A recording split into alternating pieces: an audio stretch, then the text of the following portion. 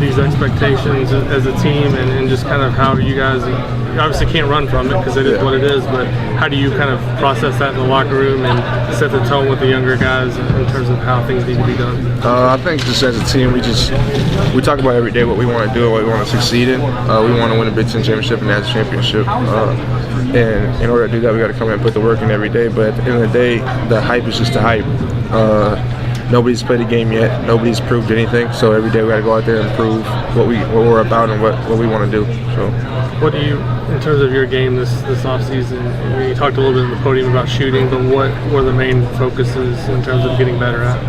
I mean, it was shooting, ball handling, and just sticking to the bread and butter, not getting away from what I'm good at. So I mean, just really being able to play inside out consistency, like how I did kind of at the end of the year. I was shooting the ball a lot better and feeling a lot more confident in my shot. So I think just being able to knock down open shots, and again bringing the ball up the floor every now and then, and just still getting the bread and butter, being in the post. So just being able to do all that will help out the team a lot, I think. How did Malik and Logan help this year, just in terms of depth in the front court, and maybe some games you're not going to have to go 36 minutes? Oh, that's definitely going to help us a lot.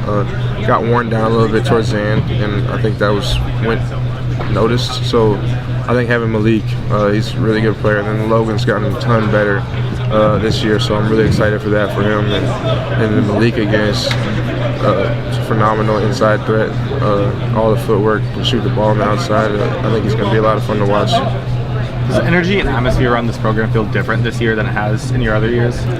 Like around the program? It's definitely different. I mean, there's a lot more hype, as I would say, but like I said before, hype is just hype until you got to go out there and play. Nobody's went out there and played the game yet, so I'm just really excited to go out there and show what we've been working on and put on a show. You mentioned Logan's improvement. What's he improved most? I think it's just body overall. I mean, he was a really good player, had a really good touch around the rim, and then him just getting a lot stronger has helped him. So. What do you feel the difference is with Coach Woodson in year one versus now in year two? I would just say like the relationship there is there, and I just know that he has my back. I know what to expect when I come to practice. I know if it's going to be a good day, if it's going to be a tough day, and then I know that I can just go talk to him if I need to talk to him. So I think the relationship part has just gotten a lot better. I've got a question. Race, who has the best beard on the team? I have the best beard on the team, bro. That's it. I have the best beard on the team. I've had the beard the longest, and my beard is the best. You see a non-conference schedule with Carolina, Kansas, Xavier, Arizona. You guys are going to know, what, by mid-December how good you are? I mean, is that going to be good for you guys going into Big Ten to have those type of games early on? I mean, yeah, definitely. I mean, there's games that you learn, and then there's games, no matter what happens, you're going to learn from those games. Those are really good teams, really exciting teams to play against. And, I mean, just being able to play those games is only going to make us better. So I think we can go out there and win all the games. But at the end of the day, win or lose, we're going to learn, we're going to get better. So I think those games are an advantage to us, if anything. So you mentioned Malik earlier. Just how advanced is his skill set for position? You mentioned he can handle it, he can shoot it, and just how much value is it that he starts? No, yeah, he's very talented as an 18-year-old coming out of Mount Verde. So just having him, guarding him every day is not cake. I mean, I have to really get down and guard him, and it's fun trying to guard him because it's a challenge. I mean, I'm sure in some ways he's going to be all Big Ten first team and all that. So he's a really talented freshman. I'm really excited to watch him grow over this year. What makes him that good inside? I mean, you see the outside skill, but yeah. When the footwork, the small details, what makes him tough to guard? I mean, I think what's really tough to guard him is that he doesn't get sped up. So like you can't speed him up. I mean, he's going to play at his pace no matter what. And then he has really good touch, both right and left hand. And then I mean, he's like low key quick. Like you wouldn't really think he's that quick, but he's actually pretty quick, and he's very strong. So that's another thing. Logan said he put on a bunch of weight. He's a lot stronger this year. What have you noticed from him? I mean, same thing with Logan. I mean, he's heavy now. Last year he wasn't that heavy. You can move him around, and this year he's holding his ground. So, I mean, it's really exciting to see him put that into his game. I mean, it's really important for him playing at this level to be able to move somebody and not get pushed around. So I think that he'll be able to help us out this year. How much more confident is he? He's just a different kid right now.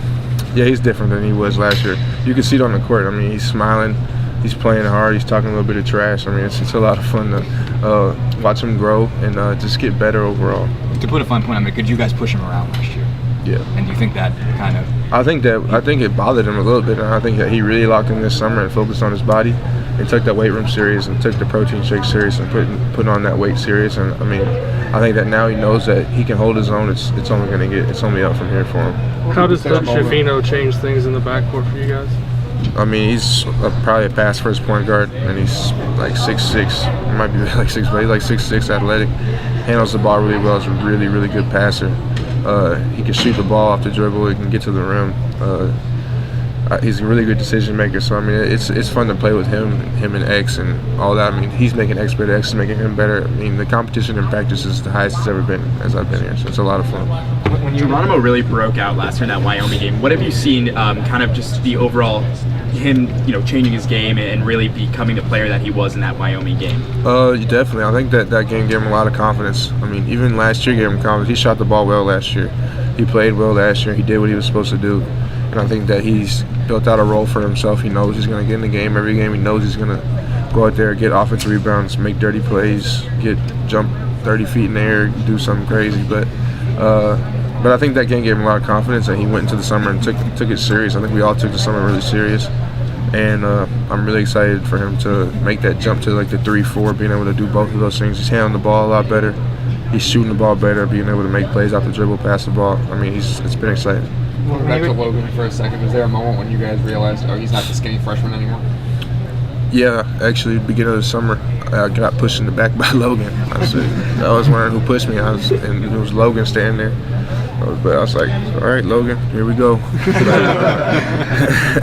So, I mean, yeah, it's definitely exciting to see him grow into his body. There's been a lot of talk about the summer. Do you have a favorite memory from a scrimmage? Man, we scrimmage like every day. I don't know if I have a favorite memory, but probably somebody getting dunked on or something funny. It's fun. It's all fun talking. Actually, no, my favorite memory is it was really the other day. Scoop hit a game winner and he said game time, and then that was practice. It was funny. I mean, you can ask Scoop about it sometime. That'll be a funny story. He insisted that Coach may have overstated just how often the freshmen won the freshman versus everybody else scrimmages. Scoop did. They didn't win at all. I was a little sore. I didn't play that much during that time, but they were not winning. They probably won like once or twice out of like 20 times. So, no, they definitely overstated that. They were not winning. When did you know you were coming back? I mean, you went through senior night last year, but when did you sit down and say, I'm coming back? The day I said I was coming back was the day I asked the video to be made. So, like, it's the day it was posted, it was the day I made the decision. Was there like a moment that you knew you wanted to come back? I mean, I was at home. I remember I was at home with my parents. And then right before I was home, I was in Coach's office for like an hour or something, just talking to him about the process, about all that. I don't know if there was necessarily a moment, but I guess that, I mean, it was a long process. I wouldn't say there was a moment. I just think that it was what was best for me. When you gave that senior day speech, how confident were you that that was your last game? I was teary-eyed and all that. I did not know. I didn't know. I was like, it's probably my last game here. Right. So you went in thinking like maybe I'm coming back. But I say it was a possibility, but in my mind, I said that it's very, very possible it's my last game here. Any chance there's an encore this year? No. I'm like an encore. Like I'll give a speech again, but it ain't. Yeah, no, I can't cry again. That was too much. I was the game, the parent. My mom was there. It was really my mom looking at me, and then Trace looking at me, and then I was like, We're gonna have 5 more minutes with him, then he's got to get on feet. I want to ask a real quick question about the walk-ons, guys like Nathan and Michael who come here every day. What do they mean to this program? Everything. The walk-ons are everything. We would not be the team we are without them. They're some of the best guys on the team. They could, if they wanted to, they could go play at a mid-major D1 level. They could go play if they wanted to go play, but they come here, they want to be a part of this program, and they make us better day in, day out. That's Hogan, Michael Ship, Nate Childress. Who else is it? It's 4. Okay, it's all of them. I'm blanking. I think I said all of them. All of them, they're like the best dudes. Love being around them. They made everything to the program. It's the same with the managers. The managers, we wouldn't be able to do anything without the managers too. I mean, there's so many people that just go unnoticed, but they mean so much to us. like some of our best friends, and I mean, it's just great to be around. They don't get the name recognition that a lot of you guys as starters do, but they still come here every day and they help this team out. What does it just say about them and their character that they're so willing to come out here and be part of this team when they're not getting the court time? I mean, it says a lot. I mean, I don't know if I would be able to do that. I mean, I did it for 2 years, and it was some of the hardest years of my life. I was used to. Most of them were some of the best players on their high school teams, and they come here and they just basically come to practice, and they get to sit on. They're on the team, but they don't get to play very much. I mean, if we blow somebody out, so I mean, like, they just want to be a part of it. I mean, like I said, they're some of the best dudes I've been around. They're the most genuine, nice people. Just fun to be around them, and I appreciate them more than anything. Does a lot of that have to do with just the legacy of the Indiana program and what it means to kind of wear the cream and crimson? I think some of it has to do with that. I mean, a lot of them are from Indiana or around Indiana, so they know what it is, what it's about, and I think they just want to play at the highest level. I mean, I think Nate Childress could play at the high level D1. He's really good, but I mean, he just doesn't get the same opportunity that we get. Race, you mentioned your first 2 years here. Obviously, everything you've been through to this point. If you could go back and tell your freshman self something to kind of get him through, what would you say to him? I would tell my freshman self that it goes fast. I remember moving in to Briscoe like it was a couple months ago. One of the most fun years my whole life. Probably. It was a lot of fun that year. I was out of the house doing new things on my own. And then I found myself, I grew up a lot, so I mean, it was really good to just get out of the house and grow up, but I would just say that it goes really, really fast. What do you think you've learned most about yourself, if you could name like one or two things?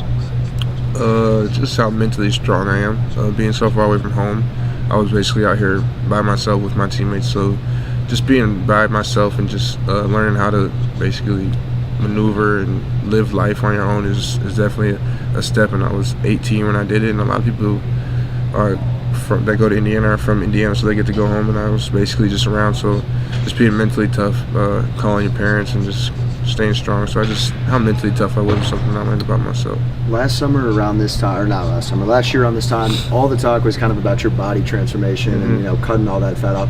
How much more have you been able to do in terms of cutting, body fat and all that kind of stuff? I mean, it's hard to just like stay consistent with that. I mean, you slip up a little bit during the season. You go out, you guys get fed 4 or 5 meals a day. So I mean, you definitely slip. So I've cut back down again, but it's not. I mean, it's no more than I did before. So I mean, if I did any more, I'd be like unhealthy. So it's definitely a process. With me and Coach Cliff, it's a battle. I got to eat clean. Got to do all these things, extra work, all this, so it's definitely a little battle.